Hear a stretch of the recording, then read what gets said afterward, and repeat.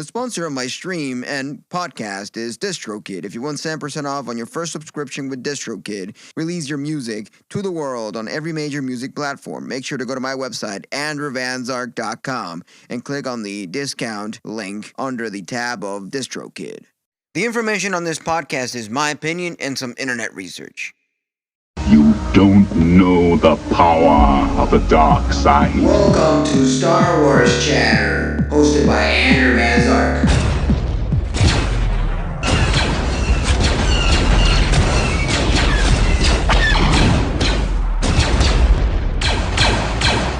Now you're listening with power.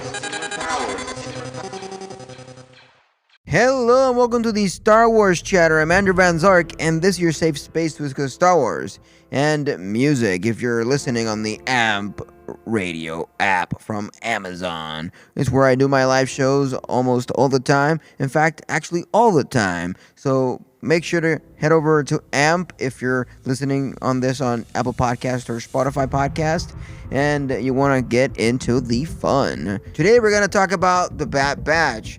And specifically Season 2, Episode 1, 2, and 3. And we're going to just give my reviews, my thoughts, and all the things that have to do with the Bad Batch Season 2. So, as we all know, or probably don't, because I don't know if you've seen it for now, but the season started really good, really hyped, with lots of action. So, Bad Batch Season 2, Episode 1, Clone Force 99 and Omega are on a new mission for Sid on a island.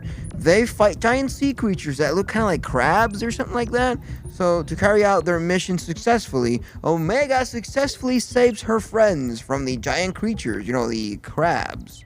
When the Bad Batch returns to Ord Mantell, Sid introduces them to Fee, a pirate hunter, and his team's next mission will be the Outer Rims for Fee.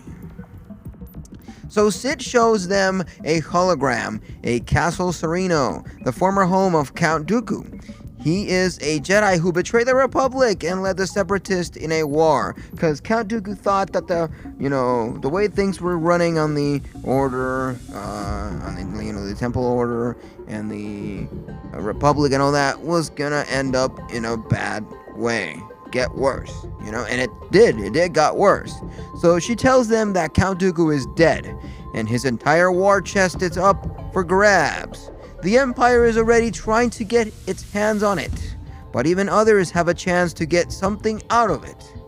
Hunter finds the mission risky and tells Sid to get the stuff alone. So later, Wrecker, Tech, and Echo vote and decide to carry out Sid's Fee's mission. They try to convince Hunter of the same. Hunter again reminds them of the dangers of the place. Sid tells them they'll get freedom if they pull off the heist. The Empire might soon come to Ord Mantell and attack them. They all finally head to the Outer Rim to carry out the mission. And on the ship, Echo tells Hunter that he knows the reason for agreeing to the mission on the ship, for freedom. He reminds him that they can do much better than hide. They have to prepare to fight the Empire.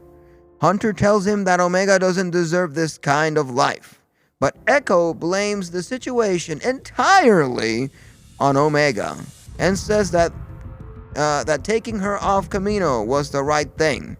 But others also need help. Omega overhears Echo and Hunter's conversation, which that really brought a hefty weight into Omega. It's really sad when people say that this particular person or character ruined our lives. But in reality, I don't think it ruined anyone's life. Omega is the voice of reason, in my opinion, within the Clone Force 99. So, the Clone Force 99 land in a city and walk out to find Dooku's place. The stormtroopers are already presented at that place to take away the weapons. The Bad Batch discreetly carries out the mission. They attack one of these stormtroopers and decide to take stuff from the war chest and leave quickly. The troopers suspect that something is going wrong. Wrecker explodes a few of their transport ships, and the troopers get in attack mode to find what caused the blast. Hunter and Wrecker are waiting outside for Tech, Echo, and Omega, who are still inside the troopers' cargo. Echo tells Hunter he will try to control the ship's pod and escape. Hunter tells them to meet a Mauderer, but the stormtroopers on the ground attack them. Hunter and Wrecker fight the troopers while Tech and Echo and Omega attempt to escape from the cargo. However, the troopers start shooting at them too. Omega suggests to Echo that they can escape in a cargo container. Hunter and Wrecker find a way to escape from the troopers on the ground. The episode ends with Tech, Echo, and Omega jumping out of the cargo container of the ship and falling. But they have landed smoothly? Question mark? You might ask yourself. That's something we will find out in the next episode, which we're going to discuss it right now. So, as we all know, the episode 1, with my final thoughts on it, it's that it was really, really intense with the action, really good with the way they presented things, and it brought us into a new territory when it comes to the Clone Force 99, specifically when they said freedom. They're looking for freedom. And I would have thought that, the Bad Batch already was in their way, in their journey for freedom since season 1. But here we can't wait to see how they portray the freedom, how they keep going until the next journey that they have. So moving on to episode 2, with the Bad Batch on season 2, which is called Ruins of War. The second episode of Star Wars The Bad Batch returns Star Wars animation back to its roots in many ways. Not only are we still in the eerie world of Sereno, but this episode comments on the nature of war's impact on everyone while maintaining action throughout.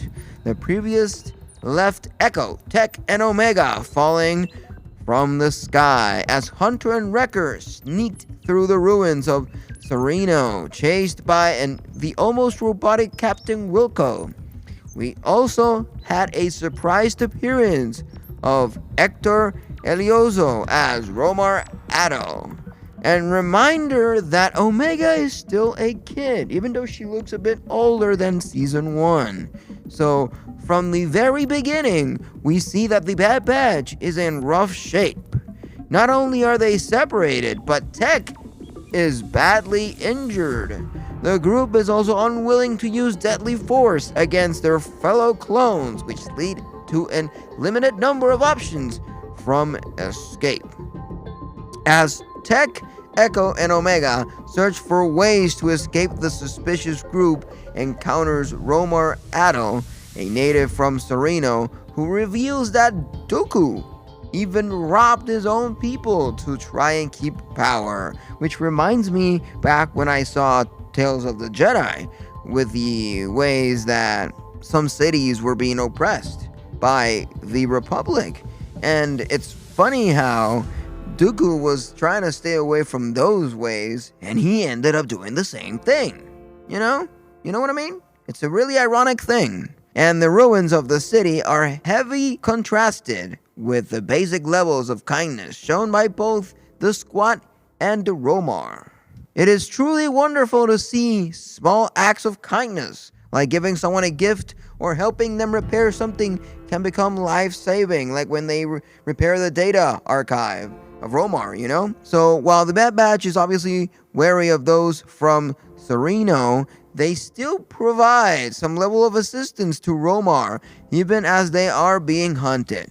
The basic kindness is the essence of what the Jedi taught, and it's one of the lessons that we really want to learn from Star Wars, if I'm gonna say myself. So beyond the moral lesson we learn, however, we get to see a few new faces, including Captain Wilco, while he returns clone armor and his shoulder pauldron. It is now completely black, not unlike a stormtrooper, and his armor has been stripped of color. Wilco does make an interesting contrast to Captain Hauser, who was also loyal to the Empire, but retained a higher level of individuality.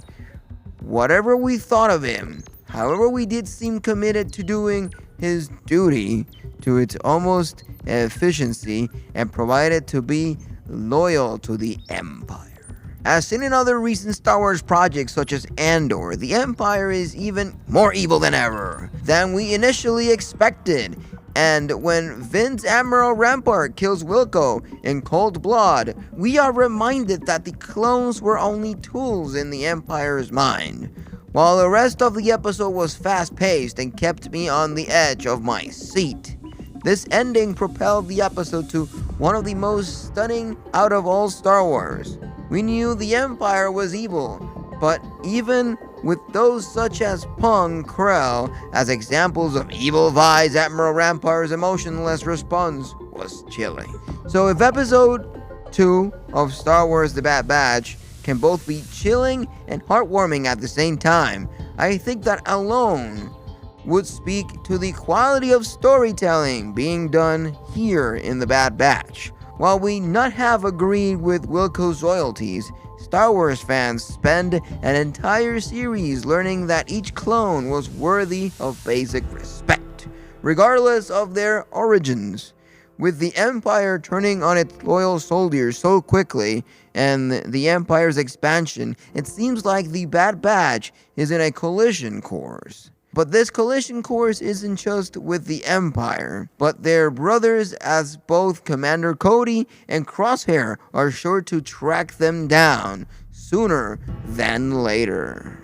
Now, moving on to episode 3 of The Bad Batch, season 2, which here's where things get really, really rough, and here's where we get to see the nitty-gritty of what's happening so far in Star Wars The Bad Batch. So this one's going much more darker than The Bad Batch usually tends to be. So this episode's called The Solidarity Clone, framed in the perspective of the eponymous Crosshair, which in season 1 at the end, the Clone Force 99 tried to, make some sense to Crosshair, but he was way too deep into the Empire. And he had his inhibitor chip removed quite some time. But still, he gave in to the Empire. He's loyal. He doesn't want to do anything against the Empire. And Hunter says to Crosshair in the ending of the season 1, we don't have to be enemies, but you don't have to join the Empire either. So, Crosshair is going to do what he has to do, apparently. Sobering reminders that the cost of the Galactic Empire's regime is blood, and that one's morality has to be surrendered at the feet of the Emperor to survive in it. To thrive in it requires something else entirely, characteristics that Crosshair might have proven he has or realized he doesn't, throughout the course of this half-hour episode.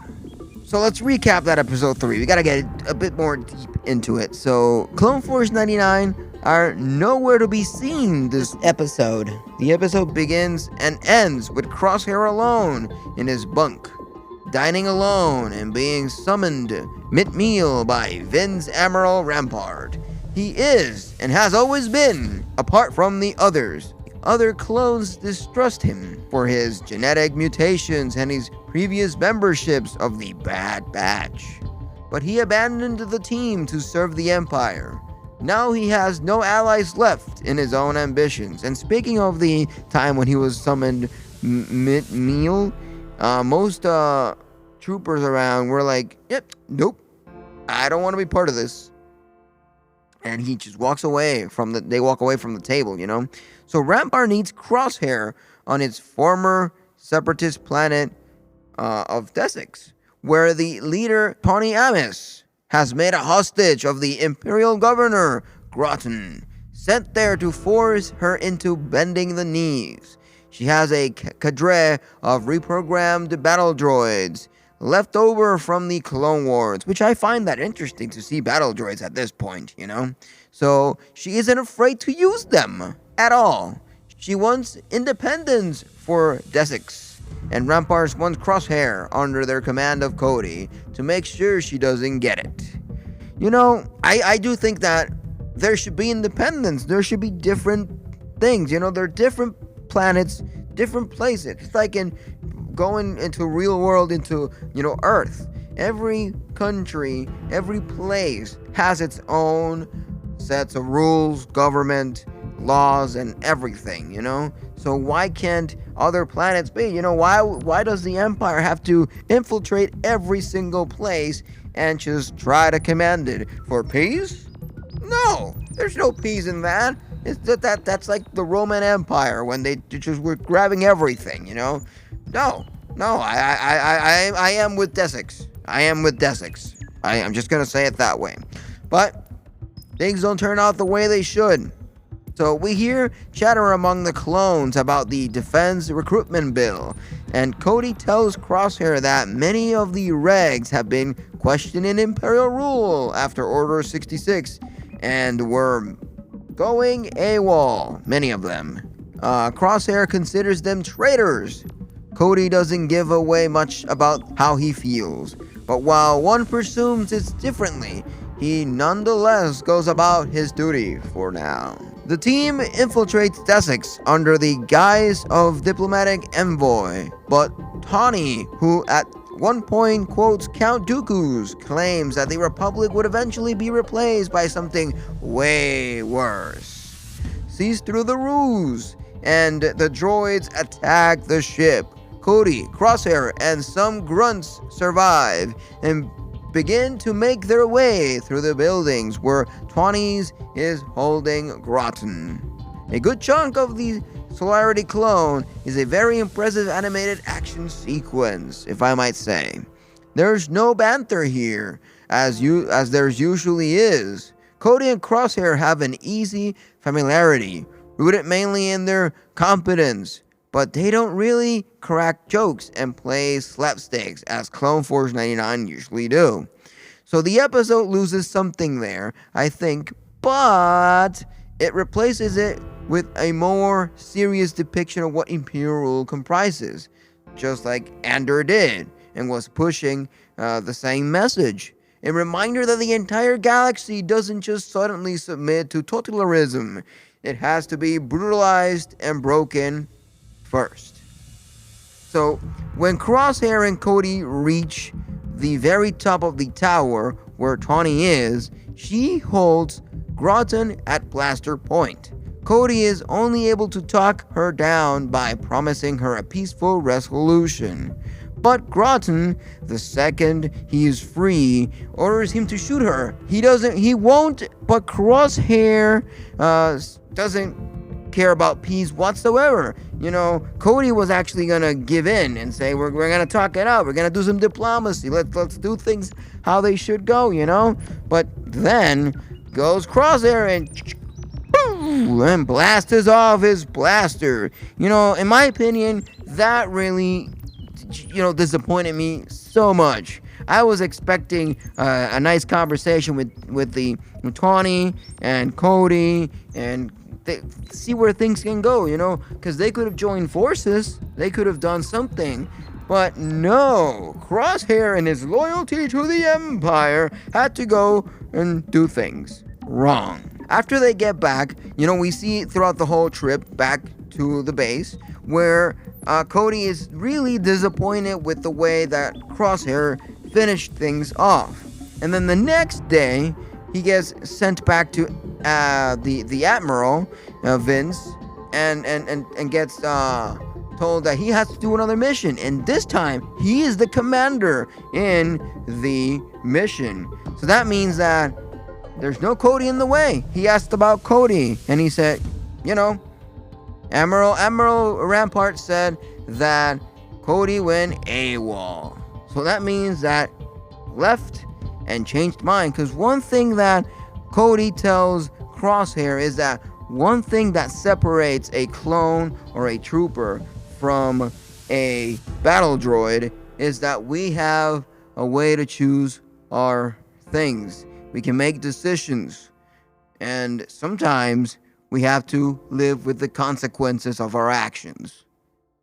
And in my opinion, that is a huge lesson to be told there. I do think that it brings a lot to the table. It's a really hefty and heavy thing to think about.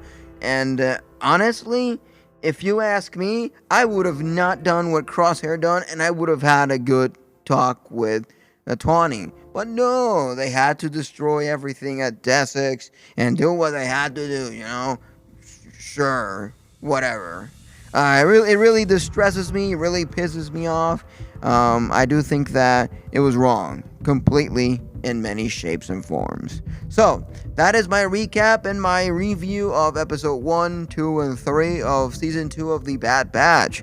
I hope you've all had a great time, and I hope that everything is going great. And we're going to continue reviewing The Bad Batch season 2 until the end of the season. I really love The Bad Batch. It's one of my favorite animated things from Star Wars, or better said, I think it's my favorite my favorite in general Star Wars media. My favorite. And then second goes Star Wars Vision. But this is talking about, series, live action shit stuff. I'm not talking about video games, because video games for me are a separate thing. And same with the comics. Comics and books are a separate thing. Because I do think that the Ahsoka book is really good. If you haven't read it, go give yourself a favor. If you don't want to read it by yourself, you can always audiobook it somewhere. It's around almost all audiobook platforms, like iBooks and Amazon Audible. You can get yourself running with that. But anyways, I'll catch you on the flip side. Adios, amigos. And may the Force be with you.